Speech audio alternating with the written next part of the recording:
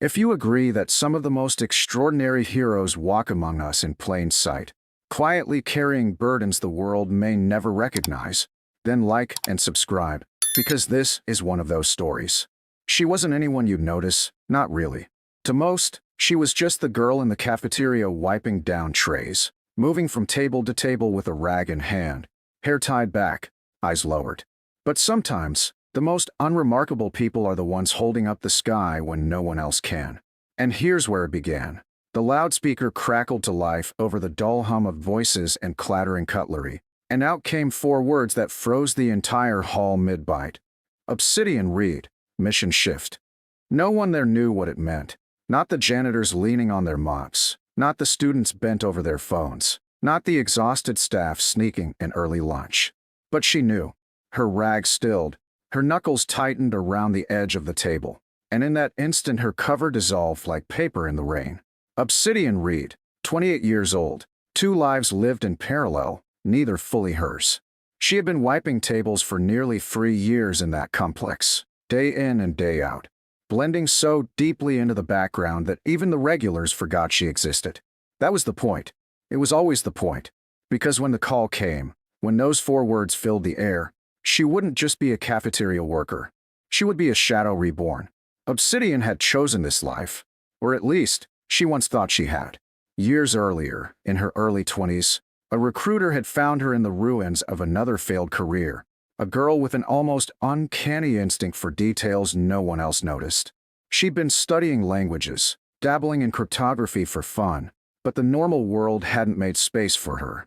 Rent was unpaid, jobs slipped through her fingers, and the weight of mediocrity pressed down like wet concrete. That's when they approached her. A program so secret it didn't have initials, just a code name whispered once and then never again. Her choice was stark: fade into nothing, or step into a life where she would be no one until she was needed, and when she was needed, everything would depend on her. She said yes, not realizing it meant living in disguises, counting birthdays by the people she couldn't celebrate with, and learning to blend into the kind of invisibility that swallowed whole decades. But that afternoon in the cafeteria, when the loudspeaker blared, the walls of her careful anonymity collapsed. Forks clinked to plates, heads swiveled, and in that heartbeat, Obsidian could feel the room beginning to tilt, as if everyone sensed she was more than she seemed. She didn't panic. She didn't run. Instead, she stood, folding the rag with the same care as someone sealing away a piece of their soul. The apron slipped off with one tug, folded over her arm like the last trace of her cover story. Eyes followed her. Suspicion mingled with confusion, but she walked through them all, each step the perfect mask of control. Because she had trained for this, dreamed of this, dreaded this. The mission shift was no drill. It was the bell tolling for the life she had pretended to have. There had been whispers before, other names called across other loudspeakers, though never hers. Each time she'd wondered if it would be her turn next, if her body would jolt into that old rhythm of readiness, if the choice she made years ago would finally come back to claim her. She had tried to convince herself that maybe her file was buried, that the world didn't need her anymore, that the missions were for someone else braver, smarter, faster. But that lie dissolved the second her codename filled the cafeteria. Obsidian Reed, mission shift. The words didn't just call her into action. They stripped away the skin of the life she'd built, revealing the steel underneath. And though the eyes around her were confused, judgmental, curious, she didn't falter. She knew that in an hour, maybe less, none of them would remember her face. That was how the program worked. Covers weren't just abandoned, they were erased. As she pushed through the side door leading to the loading dock, a place she'd passed 100 times with trays of garbage, she felt the air sharpen. Behind the steel wall was the passage that only she could open, with a palm pressed against a panel no cafeteria worker should even know existed. And as it hissed open, a voice in her earpiece, one she hadn't heard in years, welcomed her back. "Operative Reed, you're alive." It was like a switch thrown inside her, the kind that burns away doubt. She was no longer the girl cleaning tables, wondering if her 20s had been wasted in anonymity. She was the woman the program had built, the operative no enemy ever saw coming. Her pulse slowed. Her mind cleared. She walked forward into the dim-lit corridor that curved out of the cafeteria's shadow, and into the hidden heart of a mission only she could fulfill. And behind her, the cafeteria erupted into questions, rumors, and disbelief. But none of that mattered. For the first time in years, Obsidian Reed wasn't wiping tables. She was stepping back into the life that had always been waiting for her, whether she wanted it or not. Obsidian Reed had walked through many doors in her life, but none carried the weight of the steel passage that hissed open from the cafeteria's loading dock, where the smell of stale fries and bleach gave way to the metallic tang of hidden corridors carved into the earth like arteries of a secret heart. And as she stepped into the dim light that pulsed red against the walls, the sound of the cafeteria above faded until it felt like an entire lifetime had been sealed behind her, leaving only the echo of her new purpose ahead. She adjusted her shoulders, rolling the tension out as her breathing evened into the cadence she had been drilled to maintain. Not fast, not shallow, but steady. The way you breathe when you're no longer just surviving, but controlling the rhythm of the world around you. And as her boots clicked against the grated flooring, a memory tugged at her. The first time she had walked into a place like this. Only then she was 21, all sharp edges and untested resolve, standing in front of the recruiter who had seen something in her that no one else had cared to notice. Not her professors who dismissed her as distracted, not her family who whispered that she'd never make something of herself, and certainly not the string of employers who had shrugged her off as invisible. Just another young woman who blended into the backdrop. But this recruiter, a man with storm gray eyes and a voice that spoke like command wrapped in velvet, had leaned across the table and said, "You see things others miss, don't you? Patterns, motions, silences." And though she had pretended not to understand, she knew he was right, because her whole life she had been cursed with a kind of awareness that set her apart. The way she could hear the shift of someone's weight in a crowded room, or notice when an argument 2 tables over had changed from irritation to danger, and most of all the way she could untangle codes, not just written ones, but human ones, the tells in a voice, the rhythm of lies, the flicker of truth that most people overlook. And that was why she said yes, not fully knowing what she was giving up, not realizing that saying yes meant spending her 20s in borrowed skins, each identity more disposable than the last. Cafeteria worker today, gas station clerk another year. Each one just camouflage draped over the same woman waiting for a signal that might never come, until today. Now, as the door sealed behind her and the corridor widened into a chamber glowing with pale blue light, she saw the familiar sight of the console. Black glass, seamless, waiting for her handprint, and she pressed her palm against it with a strange mix of dread and relief, because it recognized her instantly, as though no time had passed at all.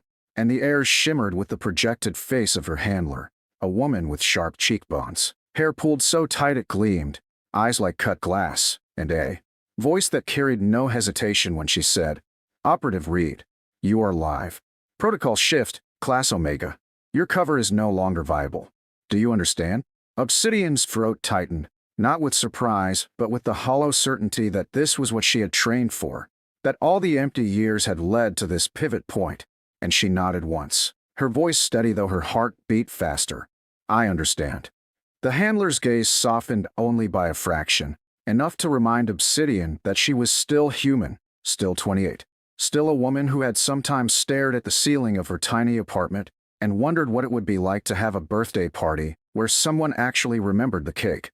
But the softness vanished as quickly as it came, replaced by the steel of the mission briefing, and the holographic wall behind the handler filled with streams of data, maps, intercepted transmissions, and most chilling of all, images of faces marked in red. The target wasn't just one man or one group. It was a network that had infiltrated systems across 3 continents, an enemy patient enough to sit dormant for years until the right moment arrived, and now that moment had come. Their goal: disable critical infrastructure, send cities back into chaos, and erase decades of fragile balance with a single, well-timed strike. Obsidian listened, absorbing details like a dry sponge, her mind already parsing patterns, noticing that the transmissions all carried the faint residue of an encryption she recognized, one she had studied years ago, a cipher thought obsolete. But she knew better. Nothing vanished forever, especially not in the Shadow War. And as she leaned forward, scanning the rotating code, she murmured, It's a trapdoor algorithm, based on inversion symmetry. And the handler nodded sharply, confirming what Obsidian already knew. She wasn't just needed, she was indispensable. But alongside the data, another truth pressed against her ribs. This was a Class Omega call, which meant she wouldn't be returning to her cover. Not now. Not ever. And the life she had lived as a cafeteria worker, the friendships she had almost built, the quiet comfort of routine, were gone, cut clean like a thread snipped in the dark. She thought of one person in particular, the security guard named Miles who always lingered at the end of her shift, trading sarcastic comments about the broken vending machine, a man whose smile had begun to matter to her in ways she hadn't dared admit. He would go to the cafeteria tomorrow and find her gone, and maybe for a while he would ask where she went, but eventually he would stop, because that was the way it had to be.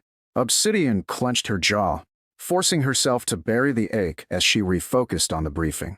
The handler laid out the mission's first phase: insertion into a civilian network disguised as a medical database, where the enemy had hidden its communications under layers of false identities, using the health crisis as camouflage.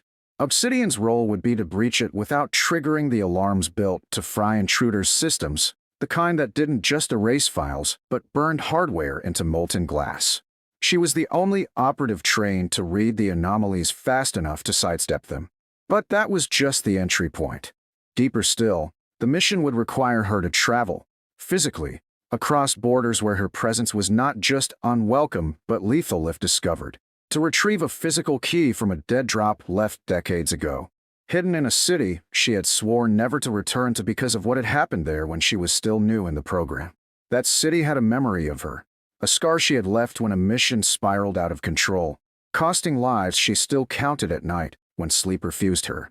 Going back meant facing ghosts, not just enemies. She accepted the details with silence, but inside her chest, two voices warred: the operative who had no choice but to obey, and the woman who was nearing 30 and had begun to wonder if her whole existence was just a series of erasures, each cover wiped clean until nothing remained of who she had been before the program claimed her. For a flicker of a second, she almost asked the handler what would happen if she said no, but she already knew the answer. There was no no. The program didn't train you for refusal, it trained you for inevitability, and so she steadied her breathing again, pressed her hand flat against the table, and said, "When do I leave?" The handler's lips curved into the faintest ghost of a smile. "You already have." And with those words, the chamber around her shifted, lights dimming as the floor itself began to descend, carrying her deeper into the labyrinth, toward the armory where her old suit and gear waited, each piece a relic of the identity she had once worn like a second skin. As the elevator hummed downward, Obsidian let her mind slip for a moment, back to the years she had spent in cover, the clatter of dishes, the smell of soap on her hands, the simplicity of blending in. It hadn't been glamorous, but there had been something almost human about it, something that allowed her to pretend, for brief hours, that she was just a woman making her way through an ordinary life. That part of her was gone now, stripped away by a call she had always known would come, but had hoped would never arrive. And yet, even as the ache of loss pressed against her ribs, another feeling rose to meet it, a sharp clarity, a purpose too sharp to ignore. Because the truth was, she wasn't born to wipe tables. She was born to see the cracks no one else could, to step into shadows where no light reached, and to hold the line when the world teetered. When the elevator doors slid open, revealing the arsenal of her past, the suit that had molded to her like a second skin, the weapons she had once wielded with precision, the tools of a life few could imagine, Obsidian Reed took her first step forward, and though her heart still mourned the quiet life above, her body remembered who she truly was. The mission had begun, and there was no turning back. The armory smelled of oil and steel, a sharp tang that cut through the last trace of cafeteria soap still lingering on Obsidian's fingers, and as she reached for the suit folded in a sealed compartment, it felt both foreign and familiar, like trying on a memory you weren't sure belonged to you anymore. But the way the fabric clung to her shoulders, aligning to her form with the silent hum of adaptive tech, reminded her of who she had been before the quiet years of cover dulled her edges. And as she tightened the clasps, checked the weight of her weapons, and slid the comm unit into place, The last remnants of the cafeteria worker slipped away, leaving behind only the operative, precise and unflinching. Yet under that armor was still a woman of 28. A woman who had missed birthdays, had skipped over love, had sat in the shadows of her own life waiting for this inevitable call. And as she stepped into the briefing chamber beyond the armory, her handler's voice filled her ear. Again, calm and cold as glass. Operative Reed, insertion begins in 90 minutes. You will deploy to Sector 12 via the North Corridor. Extraction coordinates Alpha 7 if compromised. Obsidian nodded, even though no one was there to see, and forced her breathing to stay steady. Because beneath the crisp orders, the reality weighed heavy. This mission wasn't just about codes or intercepts. It was about a system that, if left unchecked, would collapse entire grids, leaving millions in the dark, starving and desperate, and she alone had the knowledge to stop it. The transport was silent, a sleek pod disguised as a cargo container, and as it hurtled through underground rails toward the city, she let her mind drift to the one place she never allowed herself to linger, the ghosts of her first mission. She had been younger then, barely out of training, sent into that same city under a different name, a different face, and the mission had gone wrong in a way that never left her. An ally exposed, a safe house burned, and 3 lives lost because she had misread a signal, too green to understand that sometimes silence was the loudest warning. That failure had carved itself into her like a scar, and though she had gone on to succeed in other assignments, the shadow of that city had followed her, and now she was going back, older, sharper, carrying the weight of knowing there would be no one to catch her if she faltered again. The pod slowed, hissed open, and she emerged in the dead of night. Neon lights flickering above a city that had never slept, its alleys thick with smoke and secrets.